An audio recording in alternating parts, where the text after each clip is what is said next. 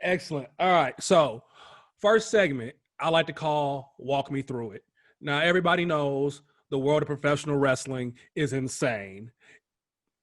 So, Matt, you've been up and down the road. You've had the opportunity to be in the car on the road with some of the wildest guys in Georgia, around the world. So, walk me through it. You got a little something for us today.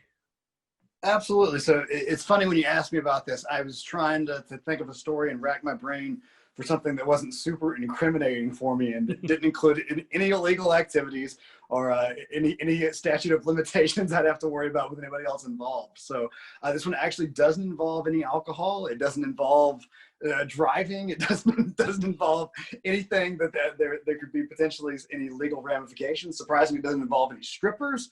Those are the best ones. Yeah, right. I've got one stripper story, but I'll tell that later. This one actually involves having to travel to kind of middle of nowhere, Alabama. And the Exotic Ones, who Simon Sermon and Rick Michaels, are two legitimate homosexual performers. So they do a very homosexual gimmick, full face paint, wings, all that good stuff. For this particular show in middle of nowhere, Alabama, Simon couldn't make it. So in 2012-ish, the next best fill-in would be Matt's XLs. This was when I was doing full-on Rob Halford, had the dog collar, the leather cap, the feather earring, all that good stuff. So Rick and I travel to middle of nowhere, Alabama. Your main event for the evening are the makeshift Exotic Ones versus kind of their local guy named Bubba Cagle, like they're the guy that's over the huge baby face, and his tag team partner Luke Gallows. So we have a nice, good Southern style main event. The Hills, the Exotic Ones, are up via shenanigans, of course. We pin the local baby face with good clusterfuckery. Crowd of maybe 500-600 people, good hot crowd in Alabama, where we don't know it's necessarily a work.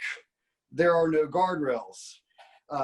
Rick and I celebrate real quick, bail out so Gallows can't take care of us. And we're celebrating, and we start looking, and the crowd is getting closer and closer and closer and closer. It's the Star Wars dumpster scene. The walls are coming in, and I'm looking at Rick, and Rick's looking at me. We're like, I don't know how we get out of here. Rick grabs the security guard and pulls him in front of us. The security guard turns around and looks at Rick and goes, "Don't put your fucking hands on me." Turns out the security guards for this show were actually paid fans that paid to get in, that the promoter grabbed, was like, "Hey, do you want to work security?" So these security guards aren't in on the gimmick whatsoever at all. So as the security guards threatening to hit Rick, I hit the security guard.